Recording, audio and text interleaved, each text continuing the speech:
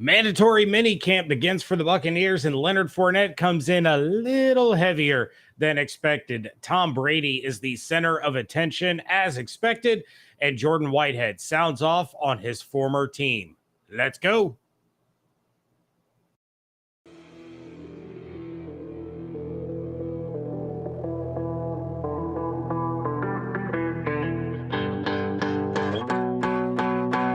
Locked On Buccaneers, your daily Tampa Bay Buccaneers podcast, part of the Locked On Podcast Network, your team every day.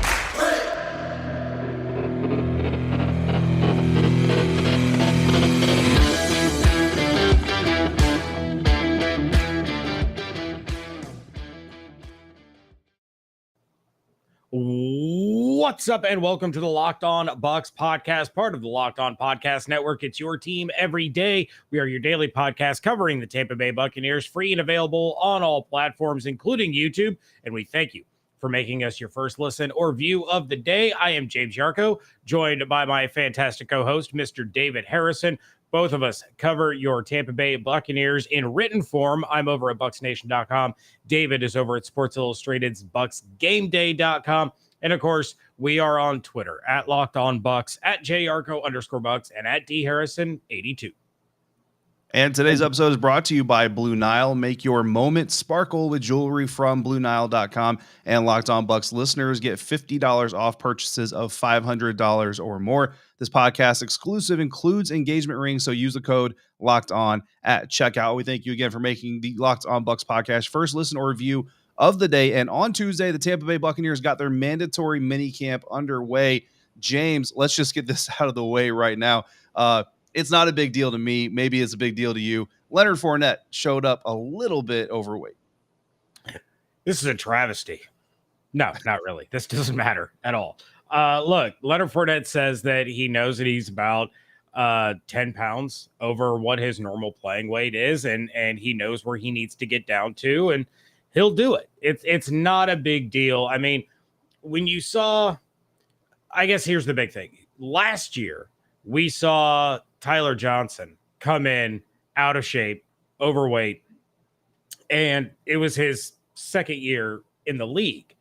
And so he doesn't have the track record or the pedigree of being a player who, when the season rolls around, is ready, is good to go, knows how to get their body in shape, knows how to get their body in shape, all those things.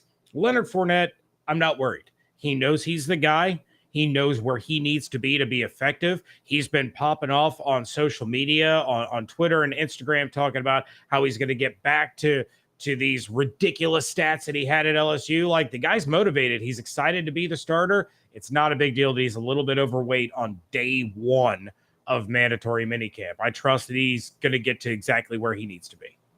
Yeah, so, perusing social media as we do during these times and during all these things, I saw someone drop the moniker Leftover Lenny. And, listen, I hope Leonard Fournette has a good sense of humor. I feel like he probably does, so he can probably laugh at that just a little bit. As someone, myself, James, who tends to come in a little overweight sometimes, I think that he's going to be okay. You can still do your job and do everything you need to do. Leonard Fournette, like you mentioned, he said he's at 240-something.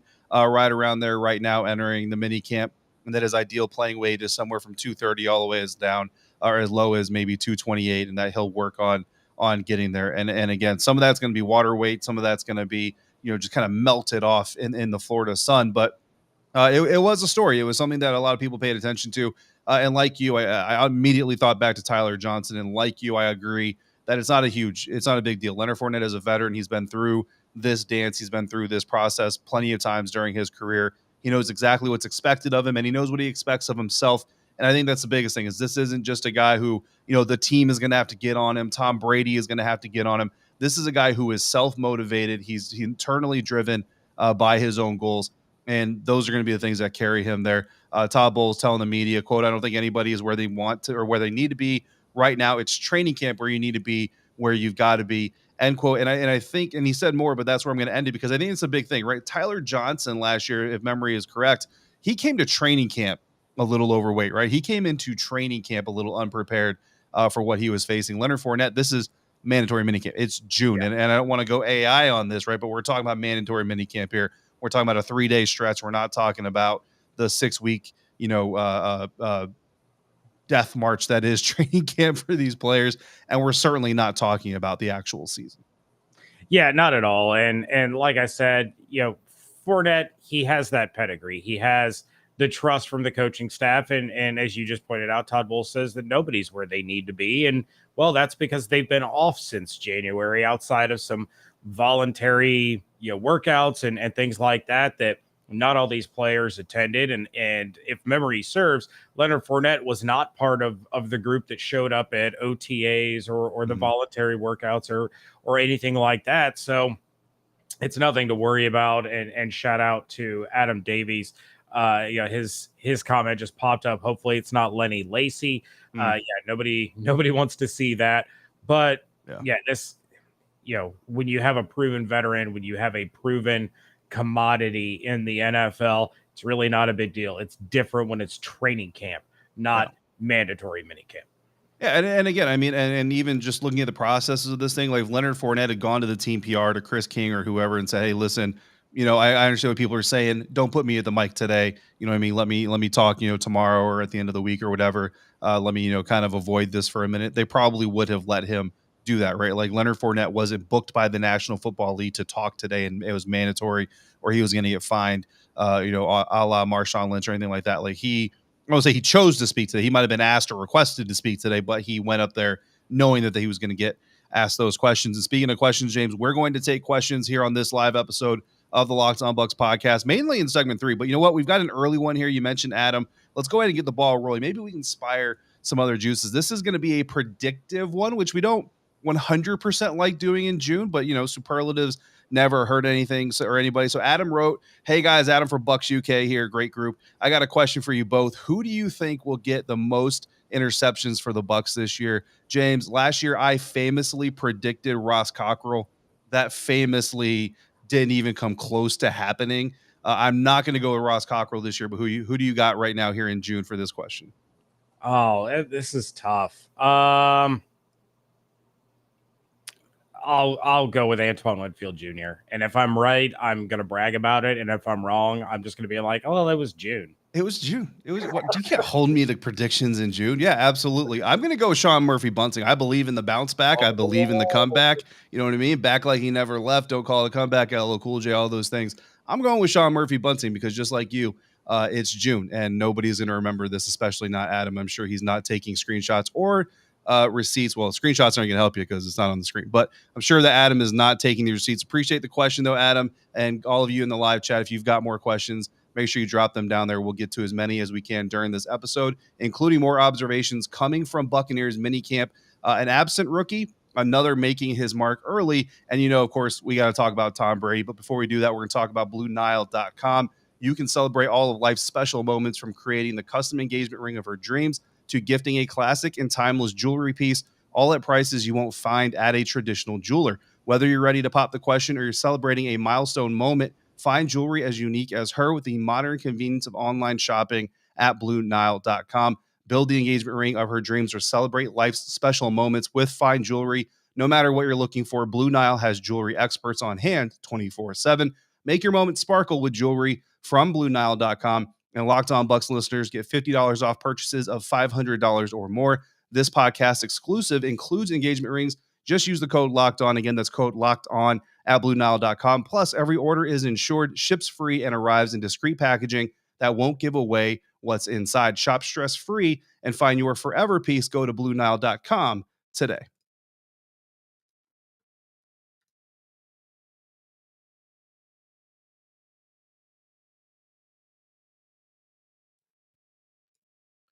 Thanks for making the Locked On Bucs podcast your first listen or your first view every single day. If you're joining us over on YouTube, where we are currently live. If you're not live with us, then we said that while we were recording. We have an important favor to ask all of you, live or otherwise. We've put together a survey so we can learn more about listeners like you and make your favorite Locked On podcast even better. This is your opportunity to tell us what you like and don't like about Locked On Podcast. Go to lockedonpodcast.com/survey right now to get started. It won't take you very long, and everyone that completes the survey can qualify for a chance to win one of 10 $100 Ticketmaster gift cards. To take our audience survey, go to lockedonpodcast.com/survey. Thank you ahead of time for your help. My boss, James, at bucksgameday.com. Logan Robinson is in Tampa Bay covering the mandatory minicamp this week. So I thought we'd share some of his observations directly from the ground level and dive into them. Again, keeping in perspective, like we just did with Adam's question, that it is still June. So first up, Tom Brady. He's got to be a point of conversation. He was a point of conversation for everybody that stepped up to the mic to speak to media after the practice. Not going to read all the quotes because there's just honestly too many to read.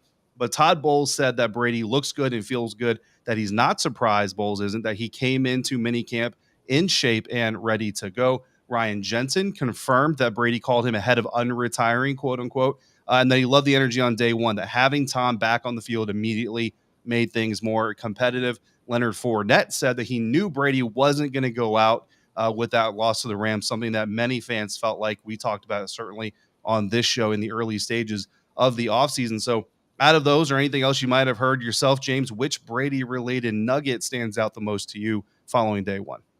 I'm going to go with one that you did not mention, but I'm sure those that are on Twitter saw it.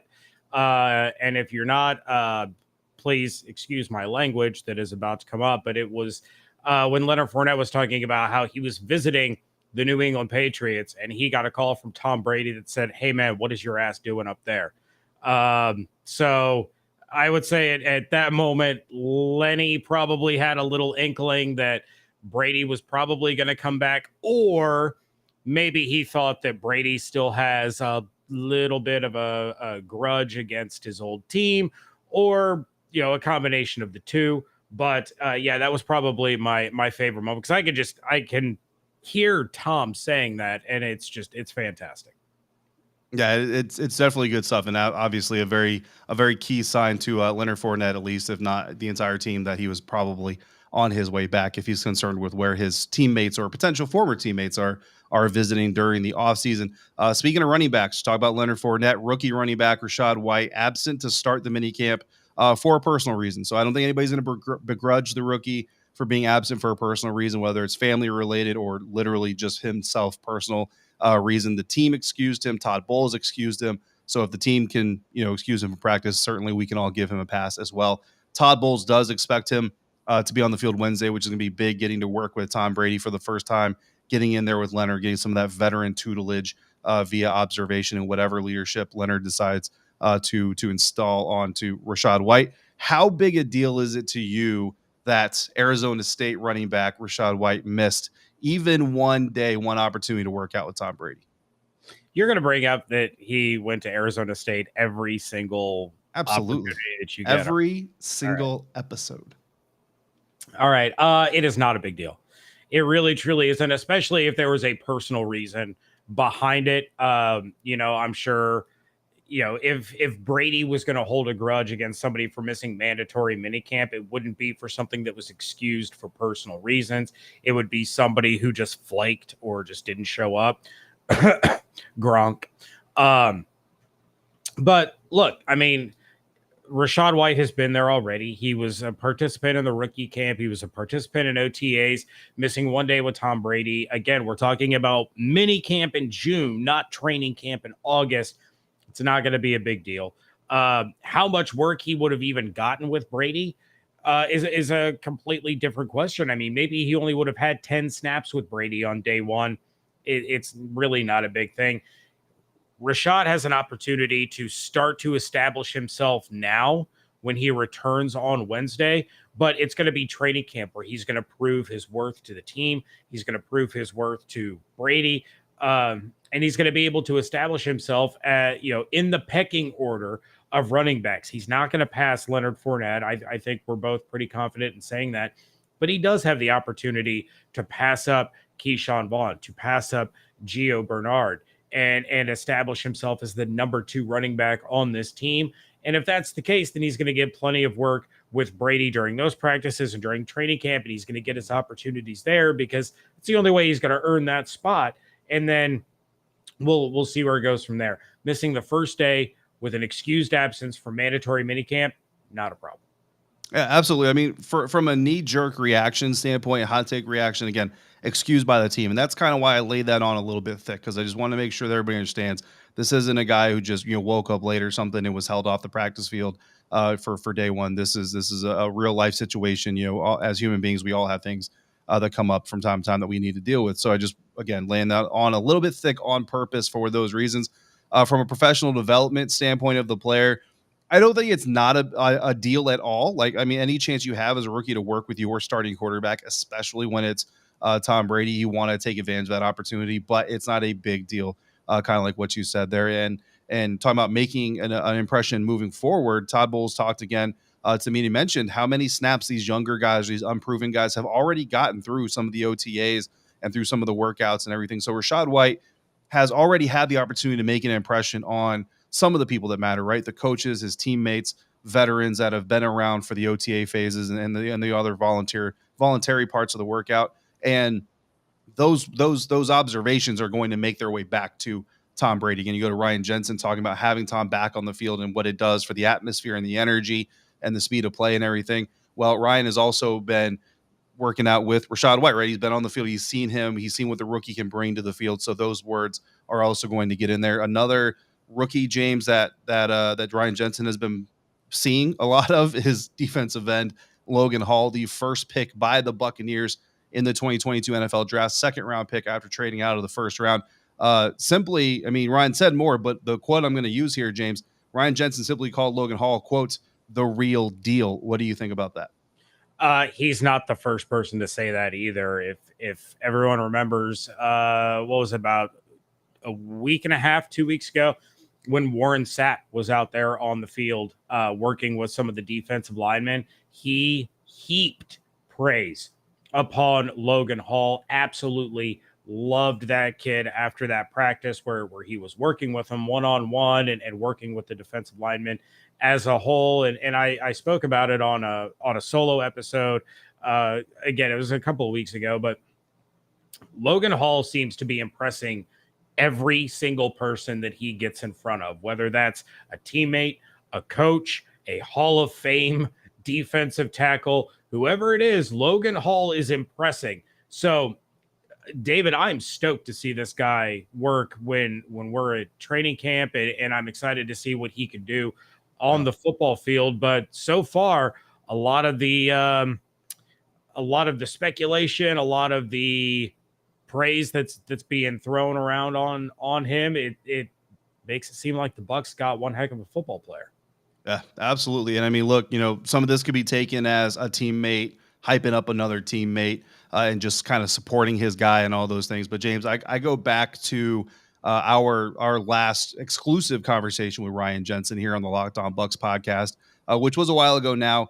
For those of you who've been watching the Buccaneers for a while, we talked about Caleb Benenoch at that time. So that shows you how long it's been since we've had Ryan on the show. Maybe that's a sign that we need to invite Ryan back on the show. I think, James, actually, maybe I'll make a note here to call his agent after we get done tonight. But we asked him about Caleb, right? Because Caleb was kind of a question mark at the time. We didn't really know what he was going to turn into, the potential and all that. And what did Ryan say? I mean, this isn't a direct quote, but I'm basically paraphrasing. Like, he's young. He's got time. If he can get it together, Not saying anything bad, but really not saying anything good either. So Ryan Jensen coming out here and saying that Logan Hall is, quote unquote, the real deal. Ryan, he knows how to choose his words. He knows what the media is going to do with things.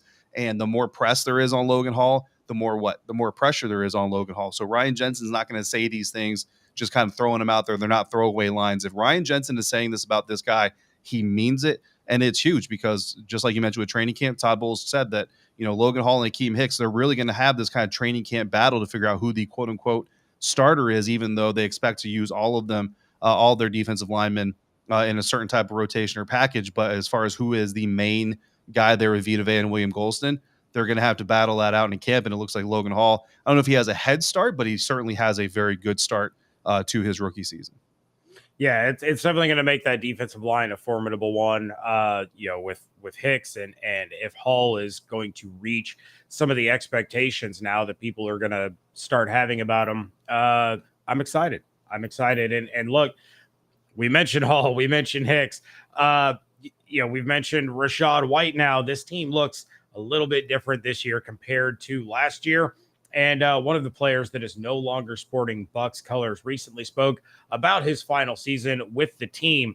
We're going to get into that in just a moment. But first, don't you love chewy, chocolatey brownies? What about a caramel brownie with caramel swirled on top? That is my personal preference because it's delicious. But what if I told you that you can have all that chewy, chocolatey deliciousness plus 17 grams of protein? You are in luck because caramel brownie bars are available at built.com right now. And you have to move fast because they are a favorite and they will run out. You don't want to be left standing out in the rain and not get a chance to eat these fantastic bars. Forget about dessert. They're better than dessert. Plus, the macros are unreal. 130 calories, 17 grams of protein, only 4 grams of sugar. You can replace a regular brownie with Built's caramel brownie bar in a heartbeat. The best part, caramel brownie bars are covered in 100% real chocolate. With Built, you don't have to sacrifice tasty for healthy. You can have both. There are a million reasons that you should try Built bars, but for now, let's just say that caramel brownie will rock your world, and that is not an understatement. Go to Built.com. Use promo code LOCKED15. You're going to get 15% off your order. Again, promo code LOCKED15 for 15% off at Built.com.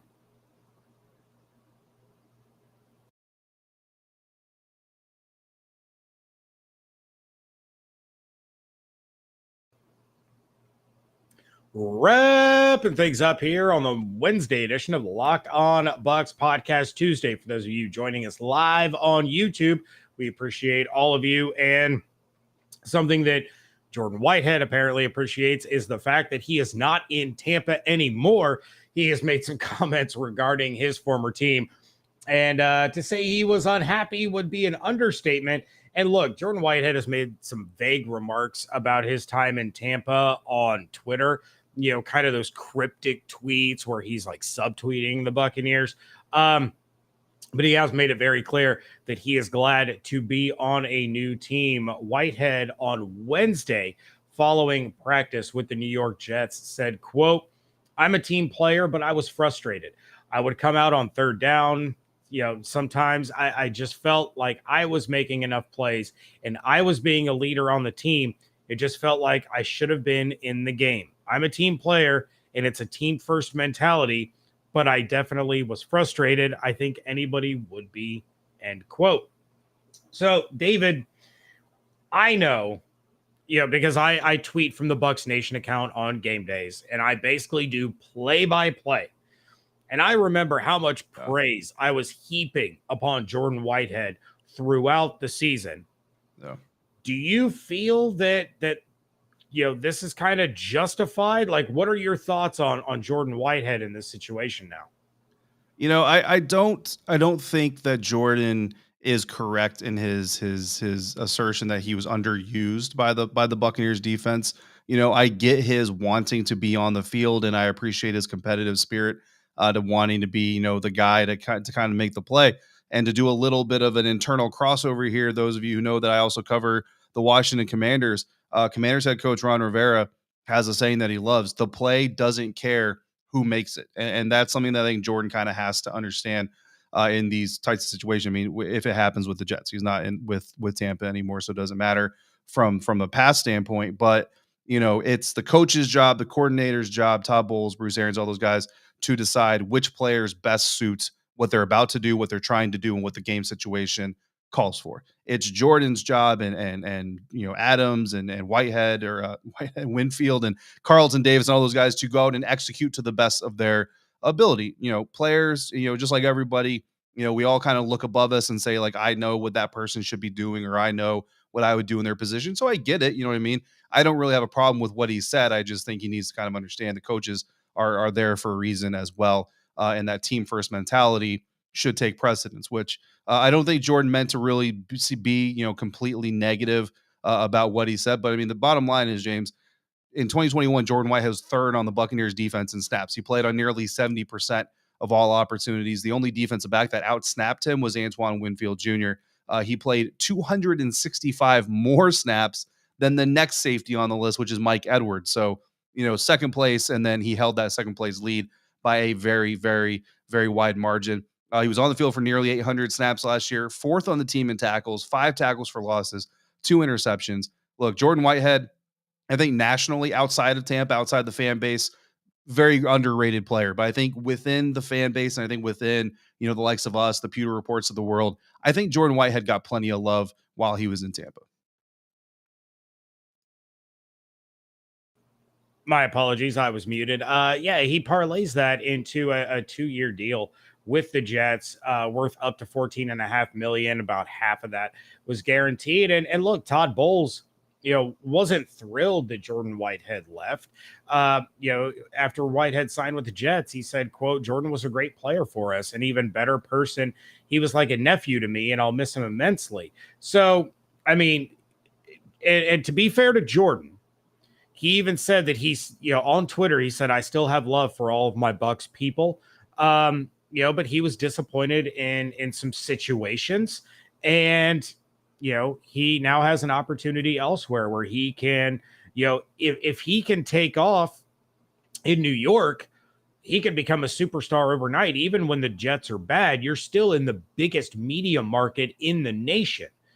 So if you're out there, grinding and making big time plays, Jordan Whitehead has the opportunity to become a star in this league. And I wish him all the best. And I know he's sick of talking about the Buccaneers, and he's ready to move on to the next phase of his career. And, best of luck to him.